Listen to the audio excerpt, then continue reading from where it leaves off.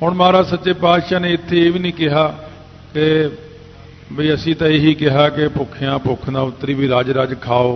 महाराज ने बाणी च ये कहा क्योंकि जिहड़ी कलयुग दे विच बंदियां दी मत ज़्यादातर पुठे काम बहुते करदी, पुठा ज़्यादा सोचदी है।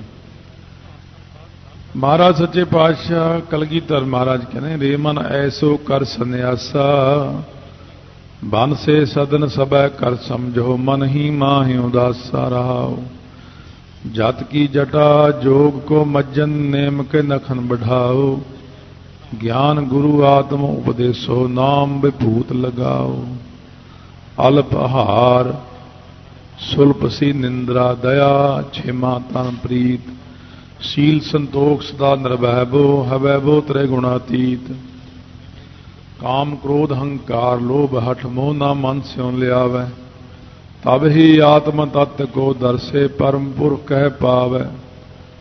सो महाराज कहते ने कि अल्पहार भोजन का थोड़ा घटा करो। जिवें वर्त रखने ने सारा दिन तो रोटी ना खाधी, शाम तक इकट्ठा करता रहे। हुण वर्त जिहड़े रखते हैं वो फिर सारा दिन बाजार घूमते हैं भी अज शाम नूं वर्त तोड़ना, केले वो ये वो फ्रिज भरी हुंदी पूरी बई अटैक करना शाम नूं अज इन्नियां चीज़ां खा जानियां क्यों मैं वर्त रखिया होया। फिर उहदे नाल हैजा हो जाता, ज़्यादा खाण नाल बदहजमी हो जाती है। फिर 2 दिन डॉक्टरां दे चक्कर लगते रहंदे ने। वो गुरु नानक देव जी कहते हैं ना बहुता खाओ ना बहुत ही बंद ही कर दो। कुदरत के कानूनां अनुसार चलो, जे जिन्नी शरीर नूं लोड़ है उन्नी रोटी दे दो, इनू उस तो घट दो थोड़ी जी, पर नाम बहुता जपो। सतगुरु महाराज कहते इको ही गल दे पिछे ना पै जाया करो भी मैं वर्त रखिया। हुण साल दे विच 30 वर्त ने कुल एक साल विच, ते मुसलमान जिहड़े ने वो 30 रोजे इकट्ठे ही रख लेंदे ने। इस प्रकार महाराज कहने हुण ये भुखे रहण नाल परमेश्वर की प्राप्ति नहीं। वो फिर की करते, रोजियां वाले तड़के 3 बजे उठ जाते, दातना तड़के कर करा के नहा के वो रज के रोटी खा लेंदे ने भी फिर दिने कुछ नहीं खाना, मूँह में डक्का भी नहीं पैण देना। फिर 1 महीना तो उन्होंने इन्ना संजम रखिया। फिर 11 महीने वो दुनिया भर की जो भी है गंदगी सब खा जाते, क्या ऊठ क्या मझां क्या डंगर क्या सब खा जाने। फिर की फायदा। तां गुरु नानक देव महाराज सच्चे पातशाह कहते ने इस करके सहस सियाणपा लख होए तो एक न चले नाल। जे हज़ारां पुस्तकां दी लखां सियाणपा होण तां महाराज ने कहा जी एक नहीं नाल चलदी, इस करके पढ़ना नहीं चाहिए। इत्थे ये तां नहीं कहा कि पढ़ना नहीं चाहिए, इत्थे तां ये कहा कि पढ़ के फिर उस दे उत्ते अमल करो। जिहड़ी पढ़ाई करनी है, पढ़ाई क्या पढ़ी है क्या गुनी है, क्या वेद पुराना सुनिया पढ़े सुने क्या हुई, जो सहज न मिले सोई। पढ़िया लिखिया हुण आ कथा पढ़ी हुई है ताइयों कर रहे हैं, इनू सिक्ख्या होया।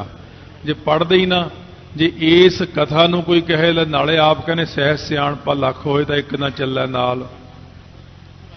वो जिहड़ियां गुरमत तो बाहर कोरियां सियाणपां ने ना, वो नहीं कम दिंदियां है। जिहड़ी गुरमत है गुरु दी सियाणप है, इहदा मतलब गुरु दी सियाणप तां कम दिंदी है, पर बंदे दी सियाणप जिहड़ी अपनी है वो नहीं कम दिंदी। इस करके अपनियां बहुतियां सियाणपां दिखाउणियां योग नहीं है। तां ते सतगुरु महाराज सच्चे पातशाह कहंदे ने उहदे हुक्म दे विच उहदी रजा दे विच रहना चल करो। फिर दूसरी पौड़ी विच कहंदे ने हुक्मी हो निआकार। पहला तो यह सी कि उहदे हुक्म दे विच सारे आकार बने ने। हुण की हो गया, हुण रब दे प्यारे भगती करते हैं। बाबा बुढ़ा जी, भाई विधि चंद जी, भाई गुरदास जी, ऐसे बड़े बड़े महान गुरसिख जिहड़े ने, हुण वो जदों वाहिगुरु दे हुक्म दे विच चलदे ने ना, हुक्म रजाई चलना नानक लिखिया नाल, इन्हां पंक्तियां नूं जदों हुक्म दे विच कमाउंदे ने, वो रजा विच चलदे ने, ਤਾਂ ਇੱਕ ਦਿਨ ਗੁਰੂ ਨਾਨਕ ਦੇਵ ਜੀ ਬਾਬਾ ਬੁੱਢਾ ਜੀ ਦੇ ਮੋਢੇ ਤੇ ਹੱਥ ਰੱਖ ਲੈਂਦੇ ਨੇ ਤੇ ਕਹਿੰਦੇ ਨੇ ਸੰਗਤ ਨੂੰ, ਸਾਧ ਸੰਗਤ ਜੀ, ਅੱਜ ਤੋਂ ਇਹ ਸਾਡਾ ਹੀ ਰੂਪ ਹੋ ਗਏ ਹਨ, ਇਹ ਮੇਰਾ ਹੀ ਰੂਪ ਹੈ ਅੱਜ ਤੋਂ। ਇਸ ਕਰਕੇ ਜਿਹਨੇ ਸਾਡੇ ਦਰਸ਼ਨ ਕਰਨੇ ਹੋਣ ਉਹ ਬਾਬਾ ਬੁੱਢਾ ਜੀ ਦੇ ਦਰਸ਼ਨ ਕਰ ਲਓ। ਛੇਵੇਂ ਪਾਤਸ਼ਾਹ ਨੇ ਕਿਹਾ ਸੀ ਇਹੀ ਬਚਨ ਭਾਈ ਬਿਧੀ ਚੰਦ ਵਾਸਤੇ ਕਿ ਜਿਹਨੇ ਮੇਰੇ ਦਰਸ਼ਨ ਕਰਨੇ ਉਹ ਭਾਈ ਬਿਧੀ ਚੰਦ ਦੇ ਦਰਸ਼ਨ ਕਰ ਲਓ। ਇਸ ਤਰ੍ਹਾਂ ਪਾਤਸ਼ਾਹ ਨੇ ਕਈਆਂ ਵਾਸਤੇ ਇਹ ਜੇ ਬਚਨ ਕੀਤੇ ਨੇ। ਭਾਈ ਇਹ ਵੀ ਕਹਿੰਦੇ ਖਾਲਸਾ ਮੇਰਾ ਰੂਪ ਹੈ ਖਾਸ, ਖਾਲਸੇ में हम करो निवास। ਇਹ ਵੀ ਕਹਿੰਦੇ ਰਹਿਤ ਸਹਿਤ ਜੇ ਪੰਚੋ ਮਿਲੇ ਮਮ ਸਰੂਪ ਤੈ ਜਾਨੋ ਭਲੇ। ਇੱਥੇ ਹੁਣ ਗੁਰੂ ਨਾਨਕ ਦੇਵ ਜੀ ਦੇ ਜਿਹੜੇ ਬਚਨ ਨੇ ਨਾ, ਇਹ ਹੁਣ ਅਨੁਭਵ ਦੁਆਰਾ ਕੀਤੇ ਹੋਏ ਬਚਨ ਹੁੰਦੇ ਨੇ। ਟੀਕਿਆਂ 'ਚ ਇਹ ਬਚਨ ਨਹੀਂ ਮਿਲਦੇ। ਸਟੀਕ ਕਰਨ ਵਾਲਾ ਅੱਖਰਾਂ ਤੱਕ ਹੀ ਸੀਮਤ ਰਹਿੰਦਾ ਹੁੰਦਾ, ਕਿਉਂਕਿ ਉਹ ਬੁੱਧੀ ਤੱਕ ਸੀਮਤ ਹੈ। ਜਦੋਂ ਆਤਮਿਕ ਤੌਰ ਤੇ ਇਹਨਾਂ ਅਨੁਭਵੀ ਅਰਥਾਂ ਨੂੰ ਦੇਖਿਆ ਜਾਂਦਾ, ਹੁਕਮੀ ਹੋ ਅਨਿਆਕਾਰ, ਜਿਹੜੇ ਉਹ ਹੁਕਮ ਨੂੰ ਮੰਨਣ ਵਾਲੇ ਨੇ, ਹੁਕਮੀ ਲੋਕ, ਰੱਬ ਦੇ ਪਿਆਰੇ, ਉਹ ਪਰਮੇਸ਼ਰ ਦਾ ਹੀ ਆਕਾਰ ਬਣ ਜਾਂਦੇ ਨੇ। ਜਿਵੇਂ ਗੁਰੂ ਨਾਨਕ ਦੇਵ ਜੀ ਨੇ ਕਹਿਤਾ ਬਾਬਾ ਬੁੱਢਾ ਜੀ ਸਾਡਾ ਹੀ ਰੂਪ ਨੇ, ਇਸੇ ਪ੍ਰਕਾਰ ਉਹਦਾ ਹੀ ਆਕਾਰ ਬਣ ਜਾਂਦੇ ਨੇ, ਪਰਮੇਸ਼ਰ ਦਾ ਹੀ ਬ੍ਰਹਮ ਗਿਆਨੀ ਜਿਹੜੇ ਨੇ, ਕਿਉਂਕਿ ਉਹਨਾਂ ਦੇ ਵਿੱਚ ਉਹੀ ਚੀਜ਼ ਆ ਜਾਂਦੀ, ਉਹਨਾਂ ਦਾ ਆਪਣਾ ਆਪ ਅੰਦਰੋਂ ਖਤਮ ਹੋ ਜਾਂਦਾ। ਕਿਉਂਕਿ ਉਹਨਾਂ ਨੇ ਕੀ ਕੀਤਾ, ਨਾਨਕ ਹੁਕਮੈ ਜੇ ਬੁੱਝੈ ਤਾਂ ਹਉਮੈ ਕਹੈ ਨਾ ਕੋਏ। ਉਹਨਾਂ ਨੇ ਹੁਕਮ ਨੂੰ ਸਮਝ ਲਿਆ ਹੈ ਗੁਰੂ ਦੁਆਰਾ, ਉਹ ਹੁਣ ਹਉਮੈ ਦਾ ਬਚਨ ਨਹੀਂ ਕਹਿੰਦੇ। ਜਿਵੇਂ ਪਹਿਲਾਂ ਬਾਬਾ ਜੀ ਨੂੰ ਕਿਹਾ ਸੀ ਕਿ ਪੁਰਖਾ ਹੁਣ ਅੰਮ੍ਰਿਤ ਵੇਲਾ, ਤਾਂ ਬਾਬਾ ਬੁੱਢਾ ਜੀ ਕਹਿਣ ਲੱਗੇ ਨਹੀਂ ਮਹਾਰਾਜ, ਹਾਲੇ ਤਾਂ ਅੱਧੀ ਰਾਤ ਹੈ। ਮਹਾਰਾਜ ਕਹਿਣ ਲੱਗੇ ਨਹੀਂ ਅੰਮ੍ਰਿਤ ਵੇਲਾ ਹੈ। ਨਹੀਂ ਮਹਾਰਾਜ, ਹਲੇ ਅੱਧੀ ਰਾਤ। 3 ਵਾਰੀ ਇਉਂ ਕਹਾਇਆ। ਪਰ ਦੇਖੋ ਜਿਹੜੇ ਉਹਨਾਂ ਦਾ ਰੂਪ ਹੋਏ ਬੈਠੇ ਨੇ ਬਾਬਾ ਲਹਿਣਾ ਜੀ, ਉਹਨਾਂ ਨੂੰ ਕਹਿੰਦੇ ਪੁਰਖਾ ਅੰਮ੍ਰਿਤ ਵੇਲਾ ਹੋ ਗਿਆ। ਅਸਮਾਨ ਵੱਲ ਦੇਖ ਕੇ, ਤਾਰਿਆਂ ਨੂੰ ਦੇਖ ਕੇ ਕਹਿੰਦੇ ਮਹਾਰਾਜ ਹਲੇ ਤਾਂ ਅੱਧੀ ਰਾਤ ਨਜ਼ਰ ਆ ਰਹੀ ਹੈ, ਤਾਰੇ ਹਲੇ ਉੱਥੇ ਗਏ ਨਹੀਂ। ਗੁਰੂ ਨਾਨਕ ਦੇਵ ਜੀ ਕਹਿਣ ਲੱਗੇ ਪੁਰਖਾ ਅੰਮ੍ਰਿਤ ਵੇਲਾ ਹੋ ਗਿਆ ਹੈ, ਇਸ਼ਨਾਨ ਕਰ ਲਓ। ਕਹਿੰਦੇ ਜੀ 7 ਬਚਨ, ਆਪਾਂ ਤਾਂ ਬਚਨ ਮੰਨਣਾ ਹੈ। ਜਦ ਮੇਰਾ ਗੁਰੂ ਕਹੇ ਅੱਧੀ ਰਾਤ ਕੇ ਅੰਮ੍ਰਿਤ ਵੇਲਾ, ਮੇਰਾ ਗੁਰੂ ਭਾਵੇਂ ਰਾਤ 9 ਵਜੇ ਕਹੇ ਪੁਰਖਾ ਅੰਮ੍ਰਿਤ ਵੇਲਾ ਹੈ, ਸਤਿਗੁਰੂ ਜੀ ਚਾਹਣ ਤਾਂ ਰਾਤ 9 ਵਜੇ ਹੀ ਅੰਮ੍ਰਿਤ ਵੇਲਾ ਬਣਾ ਸਕਦੇ ਨੇ। ਇਹ ਇਹਨਾਂ ਦੀ ਹੋਈ ਸਮਰੱਥਾ, ਹੋਰ ਕਿਸੇ ਦੀ ਨਹੀਂ ਹੈ। ਇੱਕ ਸਮਾਂ ਹੁੰਦਾ, ਕੋਈ ਮਹਾਤਮਾ ਜਿੱਥੇ ਆਪਣਾ ਕਿਲਾ ਹੈ ਆਪਣੇ ਸ਼ਹਿਰ ਪਟਿਆਲੇ ਦਾ, ਇੱਥੇ ਕੋਈ ਮਹਾਤਮਾ ਬੈਠੇ ਸਮਾਧੀ ਕਰ ਲਾ ਕੇ, ਬਾਬਾ ਆਲਾ ਸਿੰਘ ਜੀ ਤੁਰੇ ਜਾ ਰਹੇ, ਕਹਿੰਦੇ ਉਹ ਭਾਈ ਉਰੇ ਆ, ਮੈਂ ਤੈਨੂੰ ਹੀ ਉਡੀਕਦਾ ਸੀ। ਕਹਿੰਦੇ ਇਸ ਟਾਈਮ ਇੰਨੀ ਸੋਹਣੀ ਘੜੀ ਚੱਲ ਰਹੀ ਆ ਨਾ, ਜੇ ਤੂੰ ਇੱਥੇ ਮੋੜੀ ਗੱਡ ਦੇਵੇਂ ਤੇ ਇੱਥੇ ਬੜਾ ਵੱਡਾ ਸ਼ਹਿਰ ਬਣ ਸਕਦਾ, ਕਿਉਂਕਿ ਕਈ ਘੜੀਆਂ ਬੜੀਆਂ ਸ਼ੁਭ ਹੁੰਦੀਆਂ ਨੇ। ਉਹਨਾਂ ਨੇ ਬਚਨ ਮੰਨਿਆ, ਉਸੇ ਵਕਤ ਹੀ ਉੱਥੇ ਮੋੜੀ ਗੱਡ ਦਿੱਤੀ ਤੇ ਆਲੇ ਦੀ ਪੱਤੀ ਬਣ ਗਈ। ਆਲੇ ਦੀ ਪੱਤੀ ਪਹਿਲਾਂ ਮਸ਼ਹੂਰ ਹੋਈ, ਹੌਲੀ ਹੌਲੀ ਪੱਤੀ ਆਲਾ ਬਣਿਆ, ਫਿਰ ਪਟਿਆਲਾ ਬਣ ਗਿਆ। ਸ਼ੁਭ ਘੜੀ ਹੈ ਇੱਕ। ਸੋ ਇਸ ਕਰਕੇ ਬਾਬਾ ਲਹਿਣਾ ਜੀ ਨੂੰ ਮਹਾਰਾਜ ਕਹਿਣ ਲੱਗੇ ਪੁਰਖਾ ਅੰਮ੍ਰਿਤ ਵੇਲਾ ਹੈ। ਉਹ ਜਿਹੜਾ ਹੁਕਮੀ ਦੇ ਹੁਕਮ ਨੂੰ ਮੰਨਦਿਆਂ ਹੋਇਆਂ ਉਹਦਾ ਹੀ ਆਕਾਰ ਬਣ ਗਿਆ, ਉਹਨੇ ਅੱਗੋਂ ਜਵਾਬ ਨਹੀਂ ਦੇਣਾ। ਫਿਰ ਹੁਕਮੀ ਦੇ ਹੁਕਮ ਨੂੰ ਮੰਨ ਕੇ ਬਾਬਾ ਲਹਿਣਾ ਜੀ ਗੁਰੂ ਅੰਗਦ ਦੇਵ ਰੂਪ ਹੋ ਗਏ। ਹੁਕਮੀ ਦੇ ਹੁਕਮ ਨੂੰ ਮੰਨ ਕੇ ਉਹਦਾ ਹੀ ਆਕਾਰ ਬਣ ਗਏ। ਗਲਵੱਕੜੀ ਵਿੱਚ ਲੈ ਲਿਆ ਜਦ ਮੁਰਦਾ ਖਾਣ ਦੇ ਵੇਲੇ, ਕਹਿੰਦੇ ਮੁਰਦਾ ਕਿਹੜੇ ਪਾਸਿਓਂ ਖਾਵਾਂ ਤਾਂ ਉੱਥੇ ਕੁਛ ਵੀ ਨਾ ਰਿਹਾ। ਫਿਰ ਗੁਰੂ ਨਾਨਕ ਦੇਵ ਜੀ ਨੇ ਆਪਣੀ ਗਲਵੱਕੜੀ 'ਚ ਲੈ ਕੇ ਕਿਹਾ ਸੀ ਤੁਸੀਂ ਸਾਡੇ ਅੰਗਾਂ ਨਾਲ ਲੱਗੇ ਹੋ, ਇਸ ਕਰਕੇ ਅੱਜ ਤੋਂ ਅੰਗਦ ਹੋਏ ਹੋ। ਗੁਰੂ ਅੰਗਦ ਦੇਵ ਜੀ ਮਹਾਰਾਜ ਬਣਾਇਆ। ਇਉਂ ਹੁਕਮੀ ਦੇ ਹੁਕਮ ਨੂੰ ਮੰਨਣ ਵਾਲੇ ਹੁਕਮੀ ਦਾ ਆਕਾਰ ਹੀ ਬਣ ਜਾਂਦੇ ਨੇ। ਹੁਕਮ ਨਾ ਕਹਿਆ ਜਾਈ। ਹੁਣ ਬ੍ਰਹਮ ਗਿਆਨੀ ਦੇ ਹੁਕਮ ਨੂੰ ਵੀ ਆਪਾਂ ਕਥਨ ਕਰਕੇ ਨਹੀਂ ਦੱਸ ਸਕਦੇ, ਕਿਉਂਕਿ ब्रह्म ज्ञानी की गत ब्रह्म ज्ञानी जाना है। ਆਪਾਂ नहीं कुछ कह सकते। आम सधारण व्यक्ति तो उन्हां नाल वरत ही नहीं ना सकता, ना ही वो नेड़े लाउण छेती, क्योंकि उन्हां दे बचन भी इहो ਜਿਹੇ किस्म के हुंदे ने, वाहिगुरू जानदा, बस उन्हां नाल रहना औखा हुंदा, जिहड़ी अपनी समझ तो सारा कुछ परे ही हुंदा। सो इस करके महात्मा का कोई पता नहीं हुंदा किहड़े वेले किहा जिहा बचन करदे जिहड़ा साडे दिमाग विच भी नहीं हुंदा। उत्थे आपां भी उलझेवें च पै जांदे आ कि ये इन्हां ने की बचन कर दिता, उन्हां दी मर्जी है। इसे करके तो अज दे युग विच ब्रह्म ज्ञानी अलोप हो गए ने, क्योंकि आपां अधिकारी नहीं है, आपां आ गए किंतु परंतु वाले बंदे। जदों असीं पुराने महापुरुषां दे कई ऐसे महापुरुष ने खड़े खड़े कहणगे तुसीं इस गल ते तुसीं भी किंतु कर देना, ये किवें हो सकदा जी। इसे करके तो मैं सुनाउण तो भी डरदा रहना तुहानूं, बाबा इन्हां दा की पता गल पै जाण मेरे एवें भी कहण ये गल किवें हो सकदी। महात्मा का कोई पता नहीं हुंदा, वो खड़े खड़े कहणगे किसी भी बंदे ने आ रब खड़ा बई मत्था टेकदे नूं। हुण आम बंदा कहंदा ये रब है किते, असीं नहीं मंनदे इहनूं। वो कहने जा भलिया लोका, चंद घड़ियां लई परमात्मा इत्थे आया सी, मैं तैनूं तां दस दित्ता सी भी हुण तेरा काम बन जाना सी, सारा ही काम खराब कर लैंदा आम इंसान। इसे करके महात्मा अलोप होके बैठे रहिंदे ने, अपने गुप्त रूप विच बैठ जांदे ने। उन्हां नूं पता कोई जिग्यासू है ही नहीं, क्योंकि जिहड़े बचन अकाल पुरख ने करने ने वो ब्रह्म ज्ञानी ही कर दिंदे ने। इस करके सतगुरु गुरु नानक साहब कहंदे लै पुरखा चक पंड सिर दे उत्ते, ते ये काम तुसीं नहीं कर सकदे खेतीबाड़ी दा। सिर दे उत्ते पंड चुका दित्ती, लिया के घरे रख दित्ती। माता सुलखणी कहण लगे तुसीं देख तां लैंदे, इन्ने सोहणे वस्त्र पाए होए सी इन्हां ने, तुसीं सारे खराब करते विचारियां दे। एडी दूरों आए ने, किन्ने सिल्की कपड़े पाए होए उन्होंने सोहणे। महाराज सच्चे पातशाह कहने तू भी दुनिया वांगू लागी कर, परमेश्वर कीए। महाराज माता सुलखणी नूं परमेश्वर कीए ज्यादा कहा करदे, परमेश्वरीए तू भी इउं करन लग पई।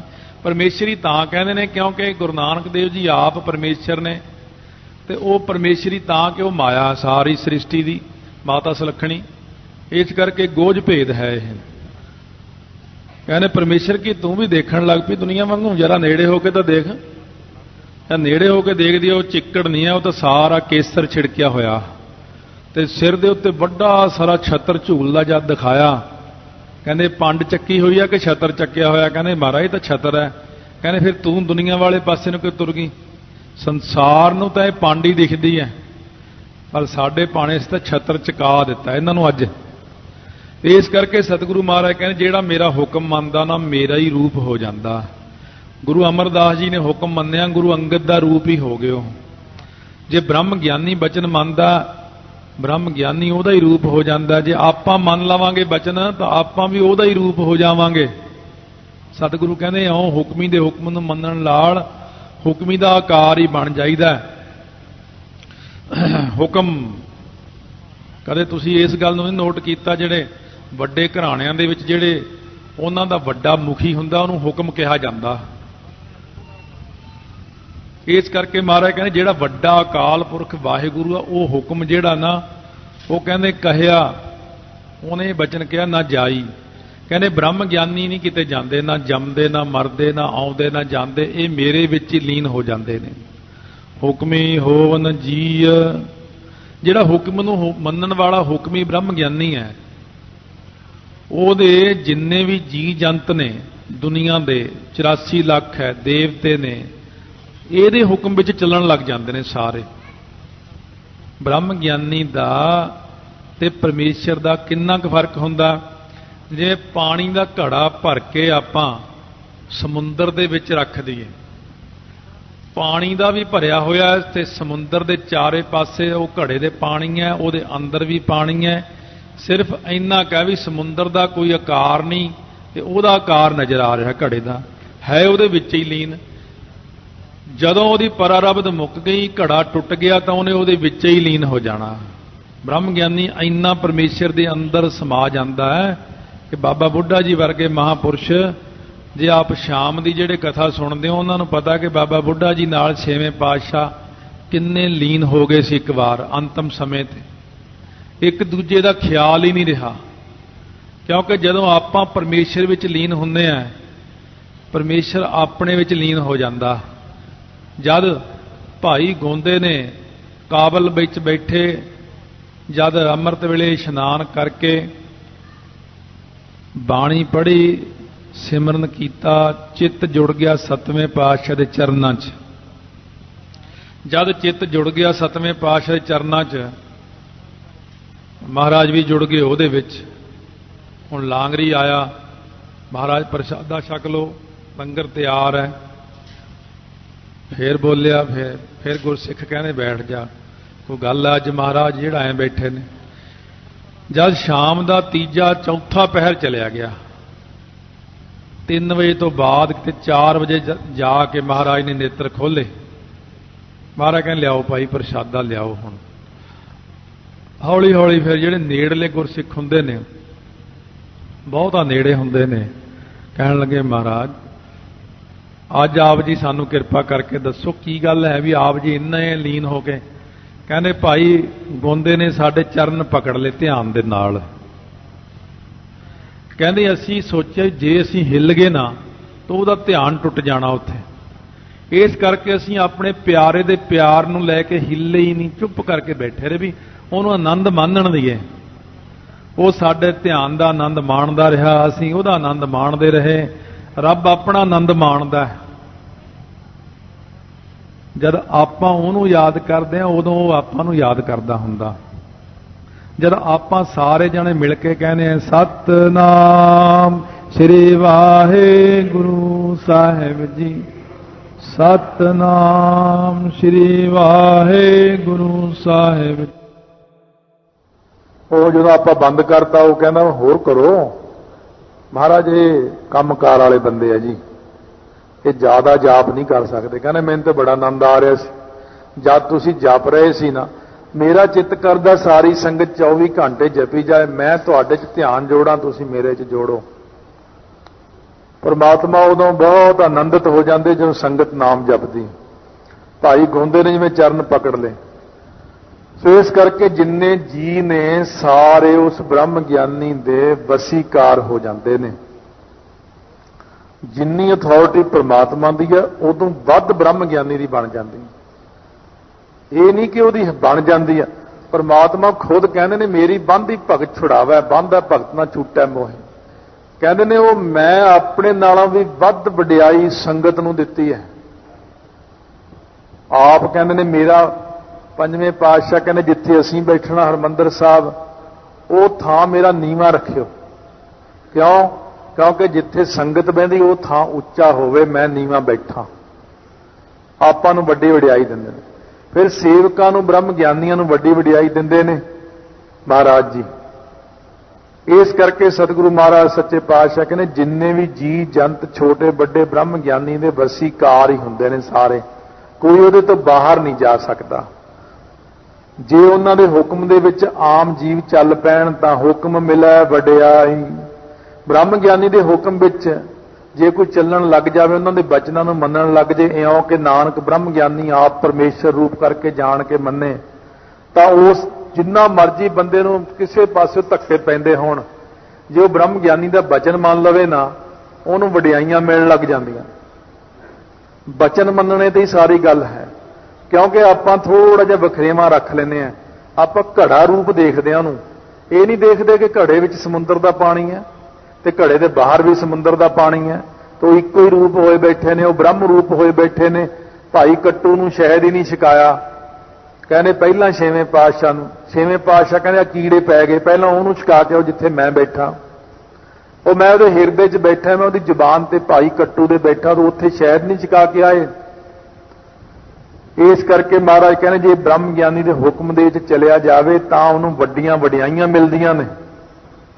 ਹੁਕਮੀ ਉੱਤਮ ਨੀਚ, ਬ੍ਰਹਮ ਗਿਆਨੀ ਦੇ ਹੁਕਮ ਵਿੱਚ ਅਥਵਾ ਸਤਿਗੁਰੂ ਦੇ ਹੁਕਮ ਵਿੱਚ, ਕਿਉਂਕਿ ਜਿਹੜਾ ਹੁਕਮੀ ਹੋਵਨ ਆਕਾਰ ਹੈ ਇਹ ਤਾਂ ਪਰਮੇਸ਼ਰ ਲਈ ਰੱਖਿਆ ਨਾ। ਆ ਜਿਹੜਾ ਹੁਕਮੀ ਹੋਵਨ ਆਕਾਰ ਦੂਜੇ ਭਾਵ ਵਿੱਚ ਆਪਾਂ ਹੁਣ ਚੱਲ ਰਹੇ, ਇਹ ਸਤਿਗੁਰੂ ਲਈ ਤੇ ਬ੍ਰਹਮ ਗਿਆਨੀ ਲਈ ਇੱਕੋ ਜਿਹਾ ਹੀ ਚੱਲ ਰਿਹਾ। ਹੁਕਮੀ ਉੱਤਮ ਨੀਚ, ਜਿਹੜਾ ਹੁਕਮ ਨੂੰ ਮੰਨਣ ਵਾਲਾ ਹੁਕਮੀ ਪੁਰਸ਼ ਹੈ ਨਾ, ਉਹਦੇ ਹੁਕਮ ਦੇ ਵਿੱਚ ਜਿਹੜੇ ਨੀਚ ਪੁਰਸ਼ ਨੇ ਉਹ ਵੀ ਉੱਤਮ ਬਣ ਜਾਂਦੇ ਨੇ।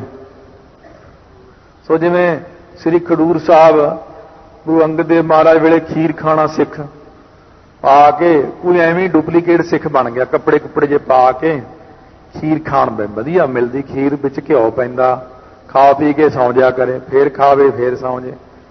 ਕਈ ਗੁਰਸਿੱਖਾਂ ਨੇ ਕਿਹਾ ਭਾਈ ਕੋਈ ਸੇਵਾ ਵੀ ਕਰਿਆ ਕਰ, ਤੂੰ ਖੀਰ ਦੀਆਂ ਕੜਾਹੀਆਂ ਭਰ ਭਰ ਖਾ ਗਿਆ। ਬਾਬਾ ਬੁੱਢਾ ਜੀ ਨੇ ਵੀ ਕਿਹਾ, ਕਹਿੰਦਾ ਮੈਂ ਨਹੀਂ ਮੰਨਦਾ ਤੁਹਾਨੂੰ। ਐਵੇਂ ਗਵਾਰ ਜੱਟ ਇਕੱਠੇ ਹੋਏ ਸਾਰੇ, ਕਹਿੰਦੇ ਕਿਉਂ? ਮੈਂ ਤਾਂ ਗੁਰੂ ਅੰਗਦ ਦੇਵ ਜੀ ਨੂੰ ਮੰਨਦਾ ਬਸ। ਜਿਵੇਂ ਅੱਜ ਕੱਲ੍ਹ ਲੋਕ ਕਹਿੰਦੇ ਅਸੀਂ ਤਾਂ ਗੁਰੂ ਗ੍ਰੰਥ ਸਾਹਿਬ ਨੂੰ ਮੰਨਦੇ ਹਾਂ, ਅਸੀਂ ਨਹੀਂ ਕਿਸੇ ਸੰਤ ਸੁੰਦਰ ਨੂੰ ਮੰਨਦੇ। ਉਹ ਕਹਿੰਦਾ ਮੈਂ ਤੁਹਾਨੂੰ ਕਿਸੇ ਨੂੰ ਨਹੀਂ ਮੰਨਦਾ, ਸਭ ਰਿਜੈਕਟ ਕਰਦਾ, ਮੈਂ ਗੁਰੂ ਅੰਗਦ ਦੇਵ ਜੀ ਨੂੰ ਮੰਨਾਂਗਾ। ਸਾਰੇ ਬੜੇ ਹੈਰਾਨ। 6 ਮਹੀਨੇ ਉਹ ਖੀਰ ਖਾਂਦਾ ਰਿਹਾ, ਭਰੇ ਵੱਡੀ ਸਾਰੀ ਪ੍ਰਾਂਤ ਜੀ ਖਾ ਜਾ ਕਰੇ, ਫੇਰ ਭਰੇ ਫੇਰ ਖਾ ਜਾ ਕਰੇ, ਫੇਰ ਸੌਂ ਜਾ ਕਰੇ, ਕਾਫੀ ਮੋਟਾ ਮੱਤ ਤਾਜ਼ਾ ਹੋ ਗਿਆ। ਇੱਕ ਦਿਨ ਕੁਦਰਤੀ ਉਹਦੇ ਕਮਰੇ ਦੇ ਮੂਹਰੇ ਆਸਣ ਮਹਾਰਾਜ ਨੇ ਲਾਇਆ ਤੇ ਲੰਗਰ ਉੱਥੇ ਹੀ ਸੀ, ਲੰਗਰ ਦੇ ਵਿੱਚ ਹੀ ਆਸਣ ਲਾਇਆ। ਮਹਾਰਾਜ ਪ੍ਰਸ਼ਾਦਾ ਛਕਣ ਆਏ, ਉਹਨੇ ਜਦ ਰੌਲਾ ਸੁਣਿਆ ਸਤਨਾਮ ਵਾਹਿਗੁਰੂ ਪੰਗਤਾਂ ਲੱਗੀਆਂ, ਉਹ ਵੀ ਜਾ ਕੇ ਭੱਜ ਕੇ ਆ ਕੇ ਪੰਗਤ 'ਚ ਬਹਿਣ ਲੱਗਿਆ। ਜਦ ਅਚਾਨਕ ਦੇਖਿਆ ਮਹਾਰਾਜ ਬੈਠੇ, ਫਟਾਫਟ ਮੱਥਾ ਟੇਕਣ ਲੱਗ ਗਿਆ, ਅੱਖਾਂ ਜੀਆਂ ਮਲਦਾ। ਮਹਾਰਾਜ ਕਹਿੰਦੇ ਇਹ ਕੌਣ ਹੈ? ਕਹਿੰਦੇ ਮਹਾਰਾਜ ਇਹ ਕਈ ਮਹੀਨਿਆਂ ਤੋਂ ਆਇਆ ਹੋਇਆ, ਰੇ ਬਸ ਖੀਰ ਖਾਂਦਾ ਸੌਂ ਜਾਂਦਾ। ਅਸੀਂ ਇਹਨੂੰ ਕਿਹਾ ਵੀ ਸੀ ਲੱਕੜਾਂ ਦੀ ਸੇਵਾ, ਕੋਈ ਲੰਗਰ ਦੀ ਸੇਵਾ ਕਰਿਆ ਕਰ, ਗੁਰੂ ਘਰ ਦਾ ਰਾਸ਼ਨ ਨਹੀਂ ਛਕੀਦੇ ਹੋ। ਇਹ ਮਹਾਰਾਜ ਕਹਿੰਦਾ ਮੈਂ ਤਾਂ ਗੁਰੂ ਅੰਗਦ ਦੇਵ ਜੀ ਦਾ ਹੀ ਬਚਨ ਮੰਨਣਾ, ਹੋਰ ਕਿਸੇ ਦਾ ਬਚਨ ਨਹੀਂ, ਨਾ ਮੈਂ ਸੰਗਤ ਦਾ ਮੰਨਣਾ, ਨਾ ਮੈਂ ਕਿਸੇ ਸਿੱਖ ਦਾ ਬਚਨ ਮੰਨਣਾ। ਮਹਾਰਾਜ ਕਹਿੰਦੇ ਪਿਆਰਿਆ ਮੇਰਾ ਬਚਨ ਕੀ ਮੰਨੇਗਾ ਤੂੰ? ਹੁਣ ਤੇਰੀ ਉਮਰ 8 ਪਹਿਰ ਬਾਕੀ ਹੈ, ਹੁਣ ਤੂੰ ਮੇਰਾ ਬਚਨ ਕੀ ਮੰਨੇਗਾ? ਤੇਰਾ ਮੈਂ ਭਲਾ ਕਿੱਦਾਂ ਕਰਾਂ? ਹੁਣ ਘਬਰਾ ਗਿਆ। ਮਹਾਰਾਜ ਜਿਵੇਂ ਕਿਵੇਂ ਮੇਰਾ ਭਲਾ ਕਰੋ। ਮਹਾਰਾਜ ਕਹਿੰਦੇ ਫਿਰ ਮੰਨੇਗਾ? ਕਹਿੰਦੇ ਹਾਂ। ਮਹਾਰਾਜ ਕਹਿੰਦੇ ਜੰਗਲ ਵਿੱਚ ਜਾ ਕੇ ਲੱਕੜਾਂ ਦੀ ਚਿਖਾ ਬਣਾ ਕੇ ਅੱਗ ਲਾ ਕੇ ਉਹ 'ਚ ਸੜ ਜਾ, ਤਾਂ ਤੇਰਾ ਭਲਾ ਹੋ ਸਕਦਾ, ਨਹੀਂ ਹੋਰ ਕੋਈ ਰਸਤਾ ਨਹੀਂ। ਹੁਣ ਫਿਰ ਘਬਰਾ ਗਿਆ, ਚਲਿਆ ਗਿਆ ਜੰਗਲ ਜਾ ਕੇ ਚਿਖਾ ਬਣਾ ਲਈ, ਅੱਗ ਵੀ ਲਾ ਲਈ।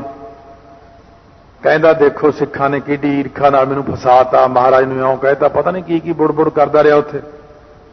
ਇਹਨਾਂ ਨੂੰ ਇੱਕ ਚੋਰ ਆ ਗਿਆ, ਉਹਦੇ ਕੋਲ ਵਾਹਵਾ ਸਾਰਾ ਸਮਾਨ, ਮੋਤੀ ਹੀਰੇ ਕਾਫੀ ਸਮਾਨ ਚੱਕਿਆ ਹੋਇਆ, ਪੰਡ ਬੰਨੀ, ਉਹਦਾ ਨਾਮ ਮੇਰਾ। ਉਹ ਆ ਕੇ ਕਹਿਣ ਲੱਗਿਆ ਕਿਉਂ ਬਈ ਤੂੰ ਅੱਗ ਦੇ ਦੁਆਲੇ ਗੇੜੇ ਕੱਢੀ ਜਾਂਦਾ? ਕਹਿੰਦਾ ਮੈਨੂੰ ਮਹਾਰਾਜ ਨੇ ਇਉਂ ਸਾਰੀ ਗੱਲ ਸੁਣਾਈ, ਆ ਸਿੱਖਾਂ ਨੇ ਮੈਨੂੰ ਈਰਖਾ ਨਾਲ ਕਢਾਤਾ ਜੀ, ਅਖੇ ਅੱਗ 'ਚ ਸੜ ਮਰ, ਅਖੇ ਤੇ ਤੇਰੀ ਕਲਿਆਣ ਹੋ ਜੂ। ਉਹ ਮੇਰਾ ਚੋਰ ਜਿਹੜਾ ਸੀ ਉਹਦੇ ਮਗਰ ਰਾਜੇ ਦੇ ਸਿਪਾਹੀ ਲੱਗੇ ਹੋਏ ਸੀ।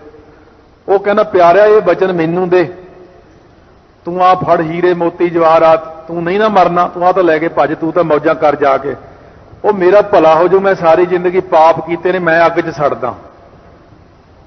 ਉਹ ਨੀਚ ਆਦਮੀ ਉੱਤਮ ਬਣ ਜਾਂਦਾ ਹੁਕਮ ਨੂੰ ਮੰਨ ਕੇ। ਉਹਨੇ ਕੀ ਕੀਤਾ, ਚਿਖਾ 'ਚ ਛਾਲ ਮਾਰਤੀ।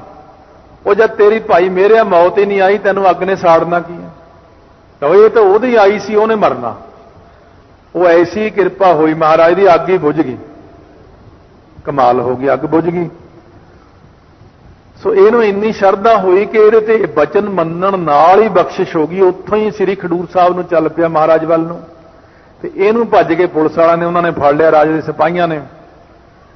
ਮਹਾਰਾਜ ਨੇ ਕਿਹਾ ਤੇਰੀ ਉਮਰ 8 ਪਹਿਰ ਹੈ, ਪੂਰੇ 8 ਪਹਿਰ ਬਾਅਦ ਇਹਨੂੰ ਉਹਨਾਂ ਨੇ ਸੂਲੀ ਤੇ ਚੜਾ ਕੇ ਮਾਰ ਦਿੱਤਾ, ਉਹ ਤਾਂ ਮਰ ਗਿਆ। ਤੇ ਭਾਈ ਮੇਰਾ ਮਹਾਰਾਜ ਕੋਲ ਪਹੁੰਚ ਗਿਆ।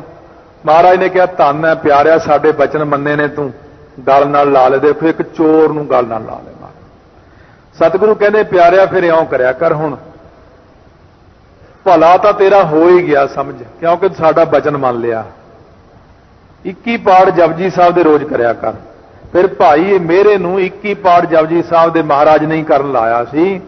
ਬ੍ਰਹਮ ਗਿਆਨ ਦਿੱਤਾ ਗੁਰੂ ਅੰਗਦ ਦੇਵ ਜੀ ਨੇ ਬਚਨ ਮੰਨਣ ਕਰਕੇ, ਅਤੇ ਇਸ ਨੂੰ ਇੰਨਾ ਵਡਿਆਇਆ ਕਿ ਸਤਿਗੁਰੂ ਦੇ ਬੜੇ ਸਿੱਖੀ ਦਾ ਇਹਨੇ ਪ੍ਰਚਾਰ ਕੀਤਾ। ਤਾਂ ਮਹਾਰਾਜ ਕਹਿੰਦੇ ਹੁਕਮੀ ਪਰਮੇਸ਼ਰ ਦੇ ਹੁਕਮ ਵਿੱਚ ਚੱਲਣ ਨਾਲ ਨੀਚ ਆਦਮੀ ਵੀ ਉੱਤਮ ਬਣ ਜਾਂਦਾ। ਹੁਕਮ ਲੇਖ ਦੁੱਖ ਸੁਖ ਪਾਈਆ ਹੈ। ਮਹਾਰਾਜ ਕਹਿੰਦੇ ਜਿਹਦੇ ਕਰਮਾਂ ਵਿੱਚ ਹੁਕਮੀ ਪਰਮੇਸ਼ਰ ਨੇ ਦੁੱਖ ਲਿਖਿਆ ਹੋਇਆ, ਜੇ ਉਹ ਬ੍ਰਹਮ ਗਿਆਨੀ ਦਾ ਬਚਨ ਮੰਨ ਲੇ, ਜੇ ਸਤਿਗੁਰੂ ਦਾ ਬਚਨ ਮੰਨ ਲੇ ਤਾਂ ਸੁਖ ਪਾਈਆ। ਤਾਂ ਕਹਿੰਦੇ ਉਹਨੂੰ ਭਾਈ ਸੁਖ ਮਿਲਦਾ।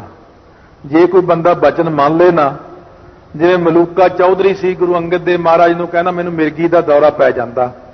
ਮਹਾਰਾਜ ਸੱਚੇ ਪਾਤਸ਼ਾਹ ਕਹਿੰਦੇ ਮਲੂਕਿਆ ਫਿਰ ਇਹ ਸ਼ਰਾਬ ਛੱਡ ਦੇ, ਅੱਜ ਤੋਂ ਮਿਰਗੀ ਨਹੀਂ ਪਵੇਗੀ ਤੈਨੂੰ।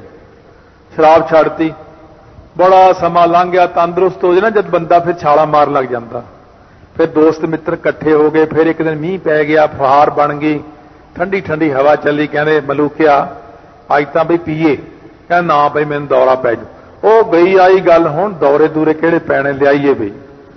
ਪੀਣ ਲੱਗ ਪਿਆ, ਹੋਰ ਪੀ ਗਿਆ, ਚਬਾਰੇ ਚੜ ਗਿਆ, ਉੱਤੇ ਚੜ ਕੇ ਉੱਚੀ ਉੱਚੀ ਲਲਕਾਰੇ ਮਾਰੇ। ਮਹਾਰਾਜ ਦਾ ਨਾਲ ਹੀ ਸੀ ਸਥਾਨ ਤਪਿਆਣਾ ਸਾਹਿਬ। ਉੱਚੀ ਖੜ ਕੇ ਕਹਿੰਦਾ ਤਪਾ ਜੀ ਮੈਂ ਪੀ ਲਈ ਆ, ਅੱਜ ਨਹੀਂ ਮੈਨੂੰ ਕੋਈ ਰੋਕ ਸਕਦਾ। ਮਹਾਰਾਜ ਕਹਿੰਦੇ ਇਹ ਵੀ ਮੇਰੇ ਹੁਕਮ ਦੀ ਬੰਨੀ ਖੜੀ ਆ ਗਈ। ਫਿਰ ਮਿਰਗੀ ਛੱਡਤੀ ਮਹਾਰਾਜ ਨੇ, ਜਾਂ ਮਿਰਗੀ ਦਾ ਦੌਰਾ ਪਿਆ, ਚਬਾਰੇ ਦੇ ਉੱਤੋਂ ਹੀ ਧੜਮ ਕਰਕੇ ਥੱਲੇ ਡਿੱਗਿਆ, ਗਰਦਨ ਵੱਜੀ ਥੱਲੇ, ਨਾਲ ਹੀ ਚੜਾਈ ਕਰ ਗਿਆ। ਸੋ ਇਸ ਕਰਕੇ ਜੇ ਕੋਈ ਬਚਨ ਉਹਨੇ ਮੰਨਿਆ ਸੀ ਤਾਂ ਸੁੱਖ ਮਿਲ ਗਿਆ, ਜੇ ਬਚਨ ਨਹੀਂ ਮੰਨਿਆ ਤਾਂ ਦੁੱਖ ਮਿਲ ਗਿਆ। ਇਸ ਕਰਕੇ ਮਹਾਰਾਜ ਕਹਿੰਦੇ ਨੇ ਬਚਨ ਜੇ ਕੋ ਬਚਨ ਕਮਾਵੇ ਸੰਤਨ ਕਾ, ਸੋ ਤਰਦਾ ਕਾਹਦੇ ਨਾਲ ਹੈ, ਗੁਰ ਪ੍ਰਸਾਦੀ ਤਰੀ ਹੈ। ਤਰਨਾ ਤਾਂ ਹੈੱਡਕੁਆਟਰ ਤੋਂ ਹੈ। ਬਚਨ ਸੰਤਾਂ ਦਾ ਮੰਨਣਾ, ਜੇ ਸੰਗਤ ਦਾ ਵੀ ਬਚਨ ਮੰਨ ਲਵੇ ਤਾਂ ਵੀ ਗੁਰੂ ਦੀ ਕਿਰਪਾ ਨਾਲ ਹੀ ਤਰਦਾ। ਤਾਰਨਾ ਤਾਂ ਮਹਾਰਾਜ ਜੀ ਨਹੀਂ ਹੈ।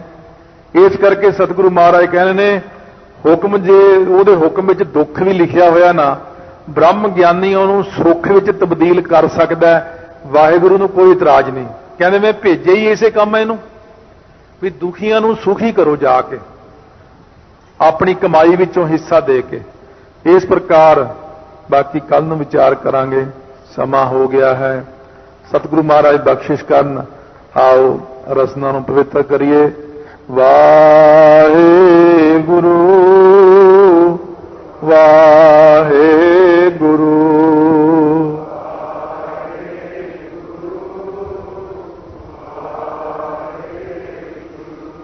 ਵਾਹਿਗੁਰੂ